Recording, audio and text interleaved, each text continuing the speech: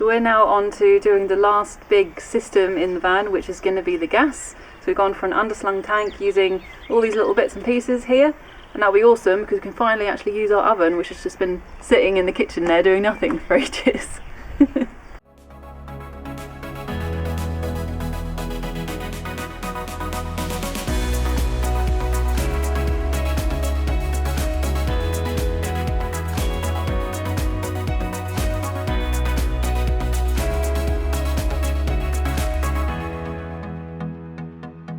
So this is why we're doing all of this. We need the gas for our gas oven here. We've gone for a Voyager 4500, and we went with this one because we quite like cooking with gas, and also if you used electric hob or air fryer or something like that, it does use a lot of electricity, so we would need a much bigger power bank for that. So it's got an oven in here with a little grill and 2 hobs on the top, and up till now we've had to, every time we've gone away in the van, we've had to use one of these portable gas stoves. So yeah, looking forward to the days we don't have to get that out. What's the first thing you're going to cook in it? I'm going to make a cup of tea. Nice. Right, so this is our tank, obviously.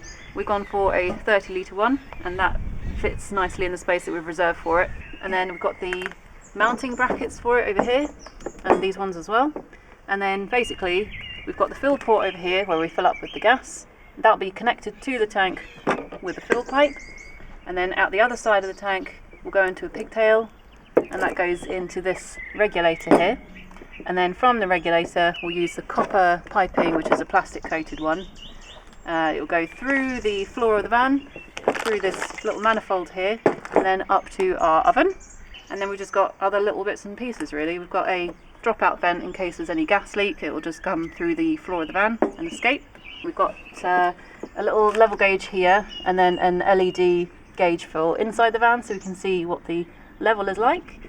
And I think the last thing is just this one, which is just some adapters for us to use in different countries in Europe, because they don't always have the same fill point sizes and stuff like that. So yeah. So not much really. It's not too bad. Once you know what it all is, kind of makes a lot more sense in your head, so hopefully it'll be okay. Right. Then we need a diagram for how it goes together as well. Yeah.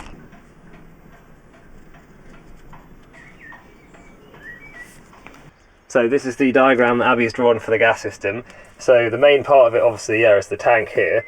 So that sits under the floor, and then we've got the fill point, which we have to mount to the van somewhere. And what's cool about this is that we can just fill it up just the same as you would fill diesel at a petrol station, as long as they have Autogas, and that goes in through the filler hose into the tank here. And then when you actually want to use gas out of the system, it comes through the pigtail here and through the regulator, and what that does is it takes the really high pressured gas that's inside the tank and converts it down to a much lower pressure, which is 30 millibars, which is the amount that you need to actually use in your appliances.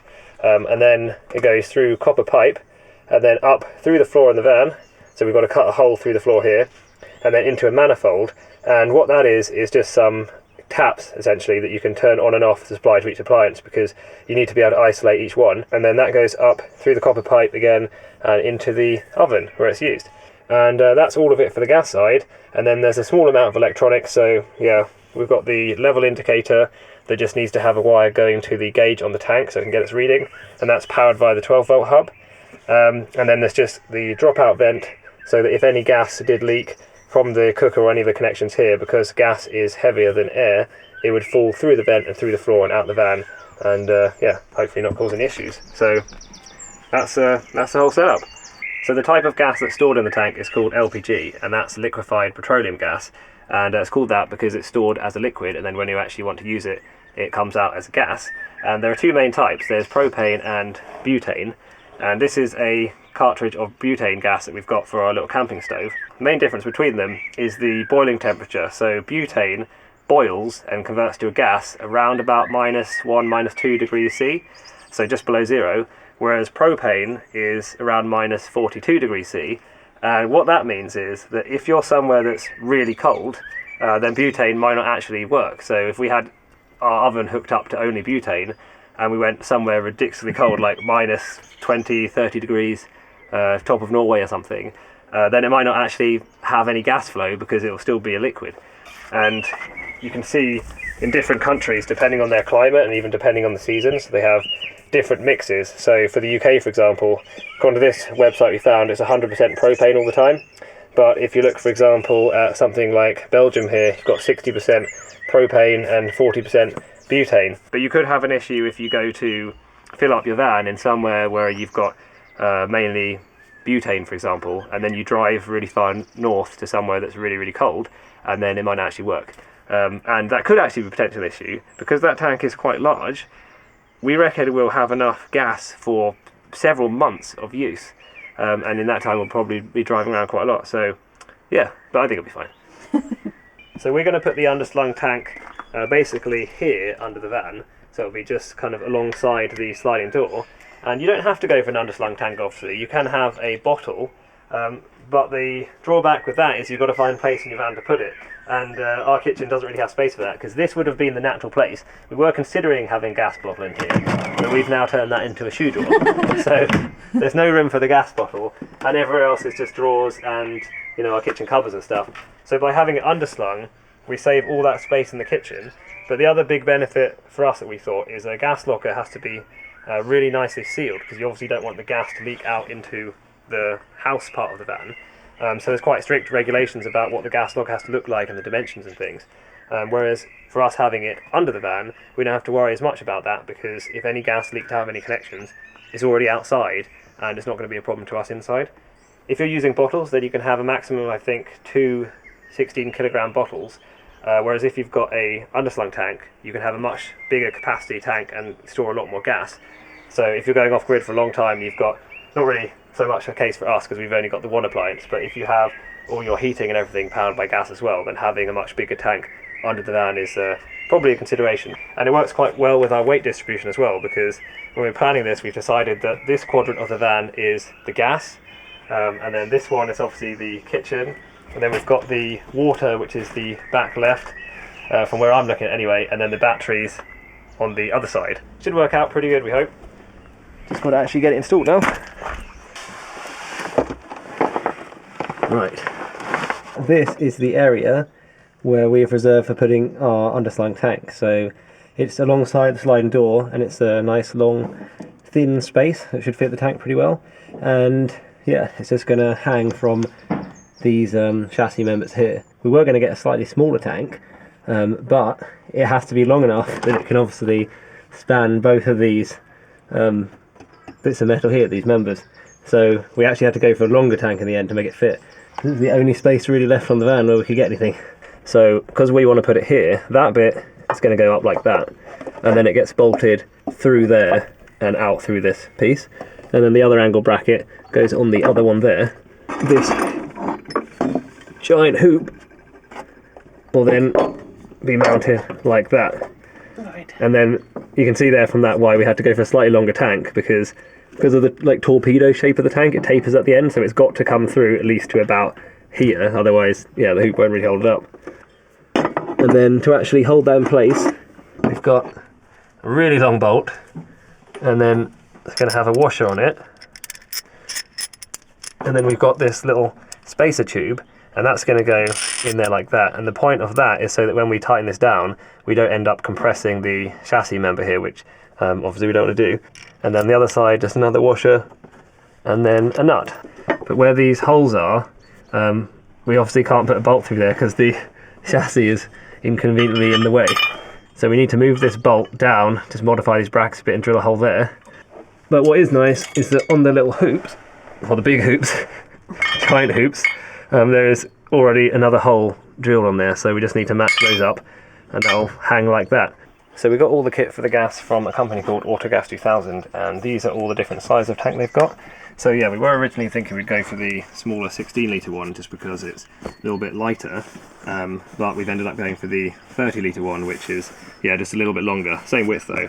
And you can only fill the tank to 80% capacity, but that means even with the 30-litre we're going to get 24 litres of usable gas storage.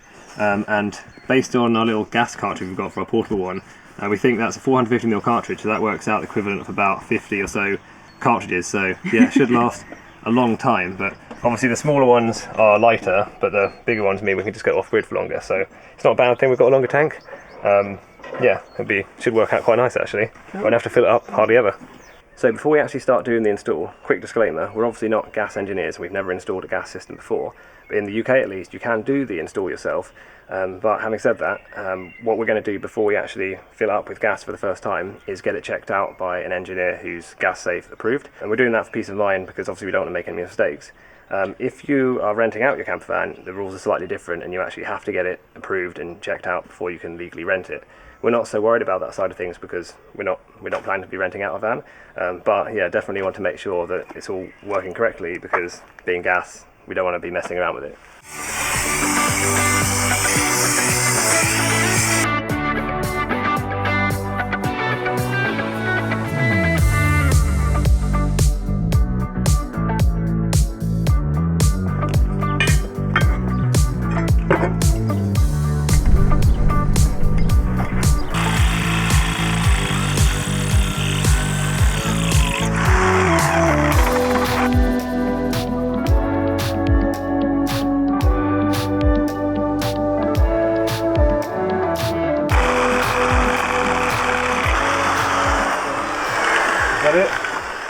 Done? I think so.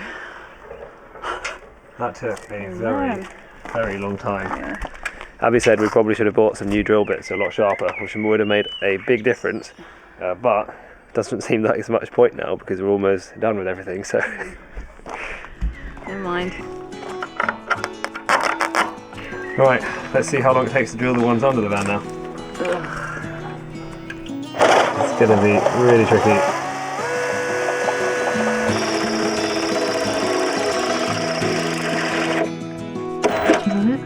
I think you're through. Okay. Wow, that's hard work. Well, that's 1 out of 4 done. Actually, not quite because it's still not big enough. Why are we doing this again? So that you can have a cup of tea, remember? I wouldn't go here. You're going to get metal bits on your paws. See ya. Right, okay. There we go. Right, please fit. Well, we were going to get all of the other holes done, but it's going to get dark soon. Which is a bit ridiculous because we've been under here for a long time. These drill bits getting blunt is not really helping. Right, so yeah, gonna leave it there for today. Rest our arms a little bit, carry on tomorrow. So tired.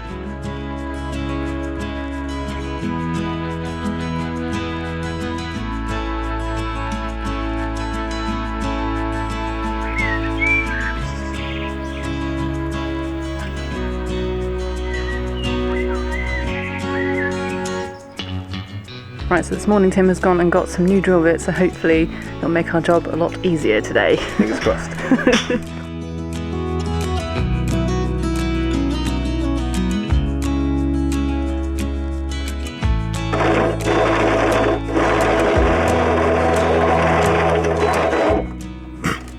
Is that easier? Easier. Abby has come up with a method for catching all the metal that comes out. That's quite clever, really.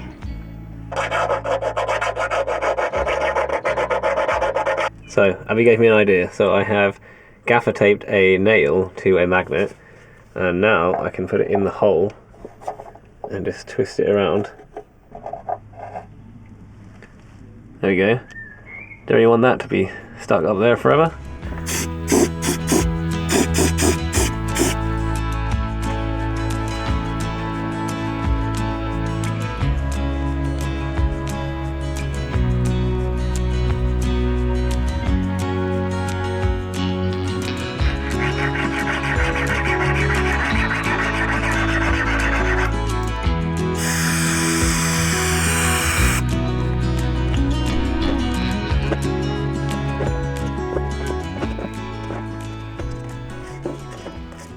The kit that they gave us has come with these little rubber strips, just loose, and the instructions that they gave us say to put them on these loops when the tank is already there under the van, but we just thought probably it'd be easier to use some Trim Fix adhesive spray and just stick them on now rather than trying to wrestle with it under the van. So that's one thing we've done.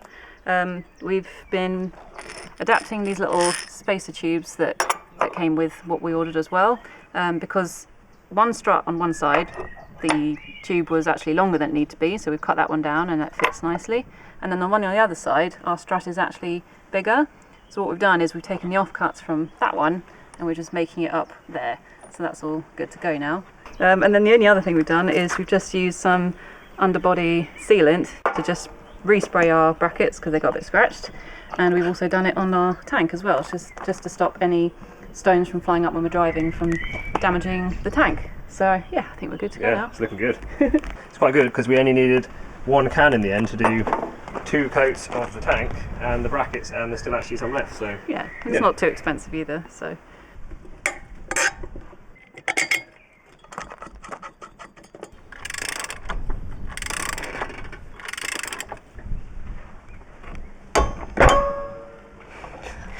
Right, so we've just tightened these bolts to just over 40 Newton meters, and we've also got some nylock nuts on there as well, so hopefully it's not going anywhere. Yep, pretty beefy bolt.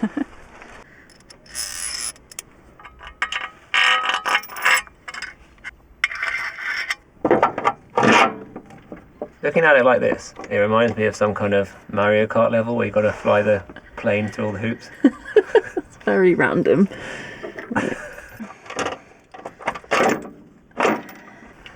Hopefully, the next bit will be pretty easy. Oh my god. It's so annoying sometimes.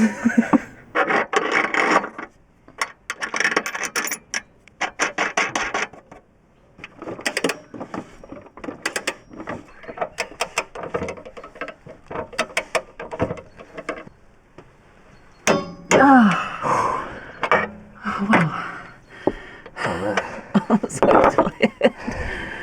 That's good. Yeah. Very strong. Yeah, it looks pretty good.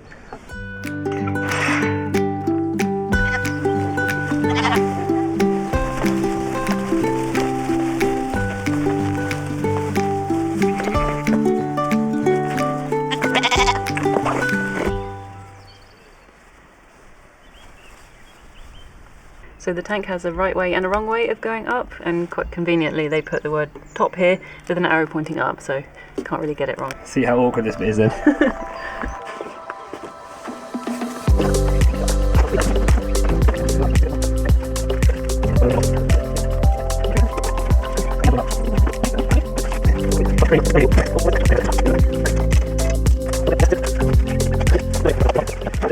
That's it, yep, good.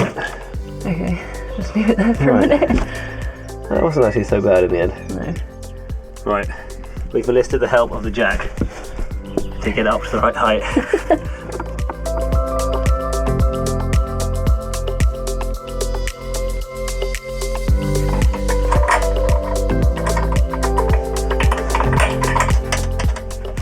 Okay. Right, nut is on.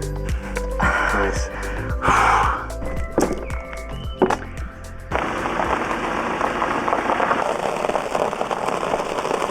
So we've moved the van to the most level ground that we can get around here, because what we have to do now is make sure the tank is rotated to the correct angle, and that has to be pretty specific at 105 degrees, and that's so the overfill gauge in there works correctly, because you can only fill the tank to 80% capacity, because when the gas heats up and expands, it expands quite a lot. Propane actually expands 17 times more than water when it's heated. So you need that expansion room, and if you get the wrong rotation of the tank, then that gauge doesn't work correctly, and it can mean that you could potentially overfill the tank, which you don't want.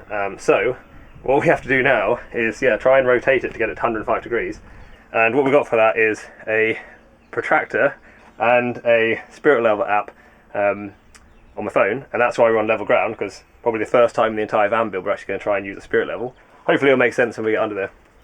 So if I put the protractor on there, then what I can do is get the spirit level app, and if I hold this to be as close as I can get it to level, so it says 0 degrees, then we know this is level with the floor, and then I need to read the line from that spirit level, the top of that spirit level bar, along the protractor and to the midpoint of the protractor. So if I line that all up, It's sort of 130, Yeah. 140, isn't it? Yeah, it's just over. It's over 130, so we're quite far out of line at the moment. Yeah. So what we need to do is, rotate it Upwards. like that until it reaches 105. So it'd be about there. Okay. So what we've done as well is we've put on non-nylock nuts here, so that we can take these off as many times as we like and redo them until we're happy we've got it at the right angle. And then once we're happy and it's all good, we'll put the nylock nuts on and secure it up for good.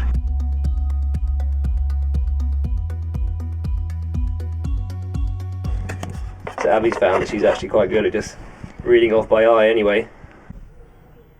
Yeah, that's good. Pretty much bang on.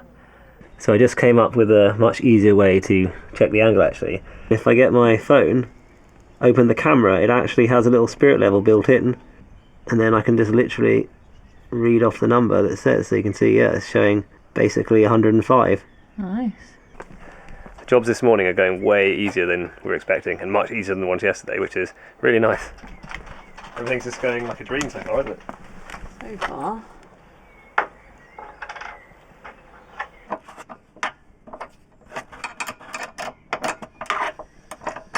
So I think I spoke too soon. There's always one little slightly annoying thing. The torque wrench can't actually get it onto the nut because the bolt sticks down too far.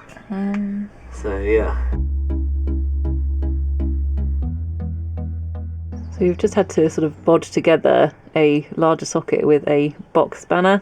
We've done it on that side and it's worked. So yeah, a bit weird, but all these tiny things that can go wrong.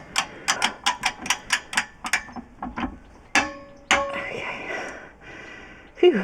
All right. So we've just done these to 22 Newton meters. Yeah, shouldn't come off. Well done. Just got to get the spanner off now.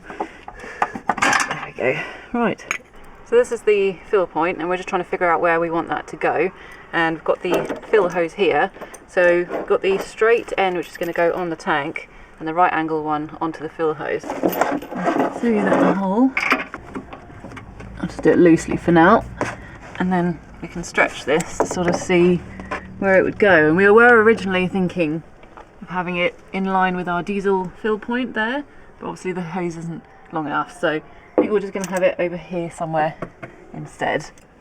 So we've got it just loosely connected, and it looks like it wants to sit naturally about there, which is good because we can also clip it in somewhere up there like that, which should be good.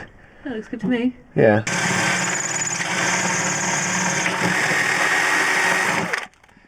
Whew.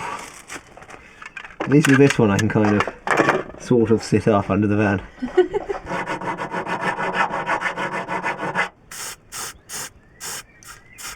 It's the fiddly bit.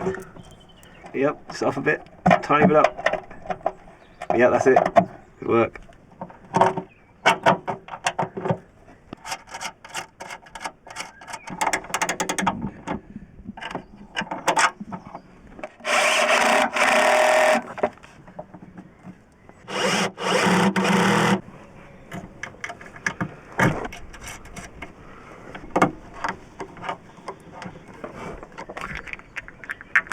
Pretty snug. Okay, turning inside out seems to be the trick. There we go.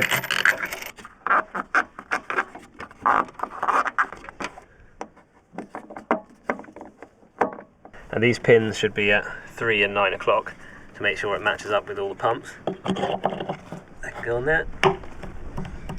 Right, regulator. So we've got the regulator loosely screwed on and connected to the tank, and we're just trying to figure out where to put it. You want it to be kind of at the top or higher than the tank, because if there's any, you don't want any gas droplets to be able to flow down into the regulator. So we want to get it up high and also want it somewhere that's quite protected. And there's also this little test area on here, that little white nut, which needs to be accessible to test it. So yeah, so actually something like that would be potentially quite good. And then we need to have it bend around and go through the floor, which is somewhere around here, and also the dropout vent. So we're thinking we should probably drill that first and then put this up, because otherwise it could be quite annoying if it just doesn't really want to meet up. Yeah. But that does mean we've got to take out the cabinet as well. Oh well, it's only one of them. Right, so we've got our very handy fishing magnets again, which we've used loads in this van build. Which Tim's got one there, he's going to go under the van, and I've got one up here, so that we can work out where we need to drill our hole. So go for it, Tim. Okay, so I mean, there's not a lot of choice this time. Okay, so now I can feel the sort of force field on the top, and that is about there. I can go that way, I can go that way, and I can go that way a little bit. It's not too bad actually. Yeah, it's pretty good.